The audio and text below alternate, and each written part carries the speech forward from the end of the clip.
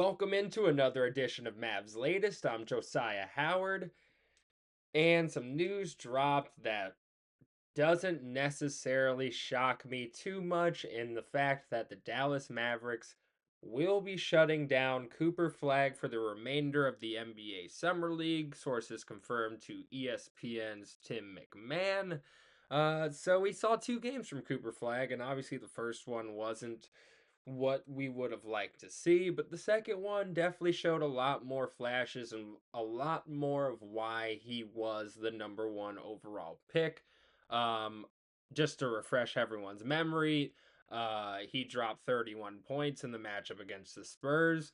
Shot 10 of 21 from the field after just shooting 5 of 21 from the field the game before. And after the game on Saturday, he said, I think it's a new environment, a new setting. They want me to be aggressive and do that type of stuff. He and I obviously said this also on the other episode, but he thought he got better. I also think he got better, but he said, I think I got a lot better today. Just getting to the line, getting fouled, and that helped me get comfortable and get settled early.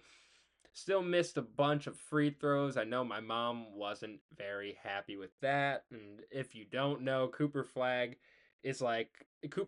mom is like the best sports parent. She gets so locked into the games and she's reacting in the stands and getting into it. And I love sports parents like that. Not obviously you don't want to be like you're intrusive on your kid's career, obviously, but I don't think she gives off that type of energy at all. So I love Mama Flag. I hope to see her at a lot of those Mavs games this coming season.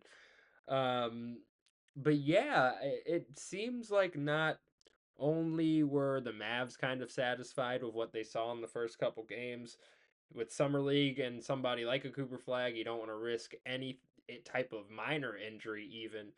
So I thought it was the right move. I think it wasn't that shocking that he had a pretty solid outing in game two, gave him a shot to bounce back from game one, and they called it a wrap. They said, nope, we saw everything we needed to see. I hope you got everything out of that you needed to get out of it.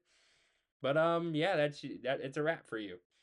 And one quote I saw from Cooper Flag that I wanted to dive into just a little bit is he spoke with The Athletic, and Kelly Eco and Jared Wise of The Athletic, and he said, I've been solid. I'm exhausted after the game. I'm not used to bringing the ball up like that. I had somebody on my hip every time I brought the ball up 94 feet.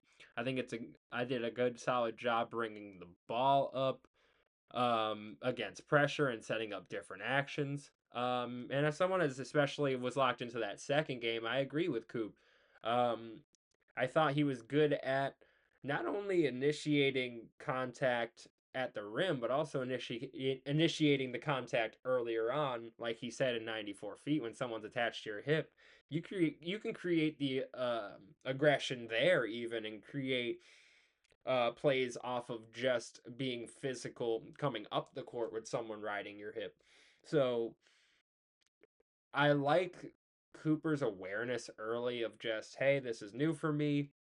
I'm going to get better. I'm going to continue to work on getting better at this. But it's Summer League. This is my first time. And yeah, I'm tired.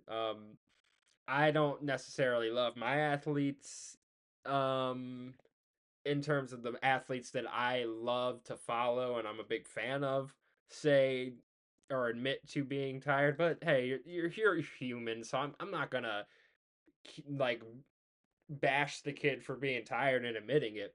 I actually just think, you know, don't give anyone bulletin board material. I think that's just one of those bulletin board material things, and it's stupid at the end of the day. I don't think it really means much, but it's one of those things where I just don't love hearing athletes saying they're tired, like the Anthony Richardson thing, Anthony Richardson situation with the Colts this past football season, where he pretty much checked himself out of a game. Um, it's like, yeah, you're human, but I don't love the quote. But hopefully Cooper can adjust and know he doesn't necessarily need to have the ball in his hands this much in the regular season. I don't think the Mavericks will expect him to initiate like he was initiating in the summer league, but you know, he's going to need to step up in these situations where it's more of the when they need a bucket type of situation. Those are the type of opportunities that they're going to need Cooper Flag to be able to capitalize on as the season progresses. And I don't think they're necessarily expecting Cooper to take that jump anytime soon, even because you have Anthony Davis on the roster. You have Kyrie Irving eventually rejoining the team. You have a lot of veterans on this team. So you're not going to expect Cooper Flag to be that guy ever like maybe the guys with and gals with Twitter fingers or something expect every number one pick to be. But it's going to take some time and just let it play out. He's not going to need to be that guy in year one, not even in year two. But if you let this slow cook, I think, again, and I've said it before, Cooper Flag is in the best situation possible for him. And I think as the season progresses, we're going to see exactly why that's the case. But I want to move on to something quickly as the Knicks tried to poach one of Dallas's coaches once again, as Mike Brown, the new head coach of the New York Knicks, is looking for an associate head coach. And they were denied a couple more times in their search for an associate head coach as they tried to interview James Borrego with the New Orleans Pelicans, and they said no. And they again asked the Dallas Mavericks to interview Jay Triano. And according to the New York Post, they have been denied once again. I'm happy that the Mavericks keep kind of putting their foot down. It's like, all right, Jason Kidd, that's all fun and games, but no. And now, in a season where the Mavericks are already trying to rebuild their assistant coaching system, and you think they're going to let you interview now one of their assistant coaches because they didn't let you interview their head coach, so you think they're going to let you interview their assistant coach? I don't know. It just feels a little foolish for the Knicks to continue to try to be in in the business of the Dallas Mavericks when at the end of the day, as they've seen across all summer, the Mavericks don't want to be in New York Knicks business. So I'd say stop picking up the phone because I think Nico's going to hang up on you one of these times if he has not already. So, I mean, congrats to Mike Brown on getting that job because I like Mike Brown. But maybe don't call the Mavericks on stuff moving forward because it doesn't seem like the Mavericks are too pleased when they do. But to wrap up Mavs latest today with some Mavs chatter,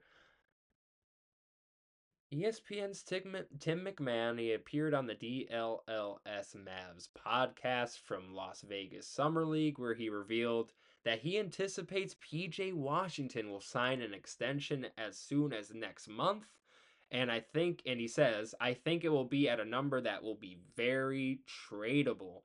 Obviously, signing Daniel Gafford to the deal, I believe 3 for 60, also a very tradable deal. So not only are the Mavericks making themselves competitive, but they're also making themselves fluid and they're making themselves flexible.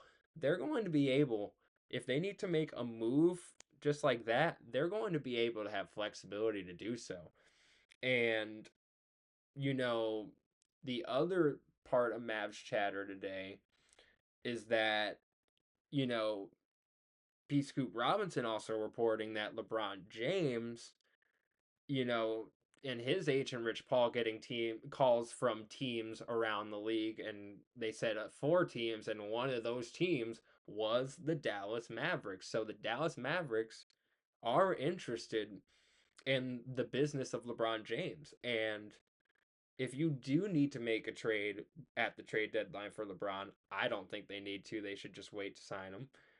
If you sign deals like this with PJ Washington, who again Tim McMahon says will be on a very tradable deal, then at the end of the day, you're set up to make a move where if you want to shrink this championship window to 2 to 3 years and then you rebuild around Cooper Flag, you're in the perfect position to do it.